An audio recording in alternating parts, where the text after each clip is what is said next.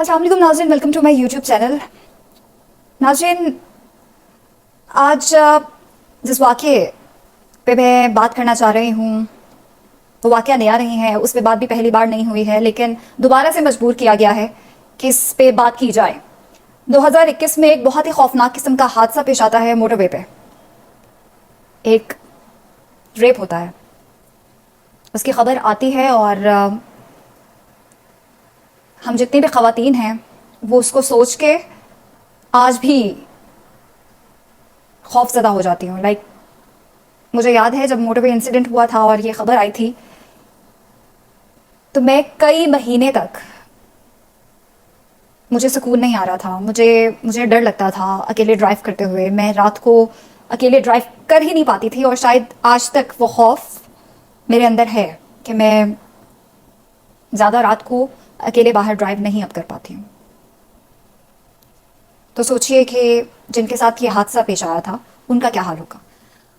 इस वीडियो को बनाने का मकसद ये है कि एक ड्रामा सीरियल है, जियो टेलीविजन पे चल रहा है, उसका नाम ही हादसा है। हदीका कियानी का इसमें काम कर रही हैं। खैर, मैं बहुत कम पाकिस्तानी ड्रामास देखती हूँ फ्रेंकली स्पीकिंग, लेकिन 2 दिन से इससे मुतालिक बहुत ज़्यादा सोशल मीडिया पे बहस चल रही थी तो मेरी नज़र पड़ी और मुझे लगा कि चल क्या रहा है। मैंने इसके कुछ एपिसोड्स देखी और जिस एपिसोड्स पे इस ड्रामे को तनकीद का निशाना बनाया जा रहा है वो भी देखी, और लिटरली मेरे अंदर इस ड्रामे को देख के दोबारा से वो खौफ जिंदा हो गया है। मैं परेशान हूँ, मुझे समझ नहीं आ रहा कि ये ड्रामा क्यों बनाया गया है। और अगर आपने ड्रामा बना ही लिया है तो उसके अंदर जो डायलॉग्स हैं वो इस कदर तकलीफदेह हैं कि उसमें बात करना बहुत ज़रूरी है। लेकिन मैं उससे पहले आपको ये बता दूं कि इस ड्रामे के अंदर उसी मोटरवे इंसिडेंट को पेश किया गया है और जब ये ड्रामा देखा गया इस इंसिडेंट की एक्चुअल विक्टिम ने, तो आप सोचिए उनका क्या हाल हो रहा होगा। उनके बयानात सामने आए हैं, वो मैं आपको बयानात ज़रा बता दूं कि उन्होंने कहा एक तो उनसे पूछ के ये ड्रामा नहीं बनाया गया था, और फिर जिस तरह उन्होंने इस ड्रामे को वो एपिसोड देखी तो वो दोबारा से वो सारा सीन, वो इतनी मुश्किलों से जो अपने आप को कंट्रोल कर पाई हैं, बर्दाश्त कर पाई हैं, जिंदगी जी रही हैं, उन्होंने उसको दोबारा से ट्रिगर कर दिया है। और मैं ये बात एज अ औरत मुकम्मल तौर पे समझ सकती हूँ कि एक भयानक किस्म का इंसिडेंट, और जब आप दोबारा से उसकी बात भी करें तो वो किस कदर कोई चीज़ आपको ट्रिगर कर सकती है, कि वो आपको किस कदर दोबारा से पॉइंट 1 पे ले आती है जब जिसमें आप तकलीफ में होते हैं। आपने सेंसिटिव इश्यूज पे ड्रामास बनाने होते हैं, बनाइए, लेकिन एटलीस्ट जिसके बारे में आप बनाने लगे हैं उससे पूछिए, तो उसको अपने कॉन्फिडेंस में लीजिए, उससे सारी डिटेल जानिए कि किस हद तक वो बर्दाश्त कर सकता है और क्या वो आपको इजाजत देता है कि उसकी लाइफ से रिलेटेड कोई जो इंसिडेंट हुआ है उसको आप ड्रामे के तौर पर पेश करें सारी दुनिया के सामने। पहला पॉइंट तो ये हो गया। दूसरा पॉइंट ये था कि उस ड्रामे में कुछ डायलॉग ऐसे बोले गए हैं जिन पे मुझे सख्त एतराज है। ये जो रेप अपोलोजिस्ट्स होते हैं ना, ये जब इंसिडेंट हुआ था तब भी हमारे सामने आए थे, तब भी हमने बातें सुनी थी, तब भी ये कहा गया था कि आधी रात को वो 2 बच्चों के साथ अकेले ड्राइव क्यों कर रही थी। हम इस मुआशरे में ऑलरेडी ये सारी बातें सुनते हैं, उनसे लड़ते हैं। आप दोबारा से उस इंसिडेंट को एक तो पेश कर रहे हैं और आप दोबारा से रेप अपोलोजिस्ट टाइप जो डायलॉग्स हैं वो आप बयान कर रहे हैं। एक डायलॉग जिसमें कहा गया कि जी इज्जत वापस नहीं आती है, जिस तरह मुर्दा के अंदर जनाब रूह वापस आके वो जिंदा नहीं हो जाता, उसी तरह उसकी इज्जत वापस नहीं आती है। कैसे आप ऐसे, मैं एग्जैक्ट वो डायलॉग मुझे याद नहीं है, लेकिन उसका एक्चुअली लुब्बे लुबाब उसका मतलब ये था।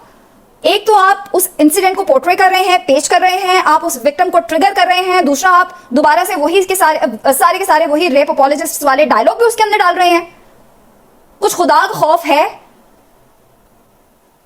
आप सिर्फ एक औरत को नहीं, आप तमाम की तमाम उन औरतों को ट्रिगर कर रहे हैं जो शायद इस किस्म के खौफनाक किस्म के इंसिडेंट्स से गुजरी हुई हैं, या उस एक स्पेसिफिक इंसिडेंट की वजह से तमाम की तमाम पाकिस्तानी खवातीन के ऊपर जो गुजरी, आप उंगली उठा रहे हैं। आप ये बताना चाह रहे हैं कि वो इज्जत के काबिल नहीं रहती हैं। सख्त नफरत है, मुझे सख्त नफरत है ऐसे लोगों से जो हर चीज में ब्लेम जो है वो विक्टिम को दे दिया जाता है, और रेपिस्ट को कोई कुछ नहीं कहता, हर चीज का ब्लेम औरत पे आ जाता है। आज तक वो जो खातून, वो जो विक्टिम है, हम अंदाजा भी नहीं लगा सकते कि वो आज तक वो उस सिनेरियो से कैसे अपने आप को बचा रही होंगी, या वो किस तरह अपने आप को हैंडल कर रही होंगी। उनके जो बच्चे हैं, उनके ऊपर वो जो सारी जिंदगी एक ट्रॉमा है, वो उसको किस तरह डील करेंगे, हम लोग अंदाजा बिल्कुल नहीं लगा सकते। एटलीस्ट शर्म ही कर लें, इंसानियत ही दिखा दें। बस मुझसे नहीं बोला जा रहा,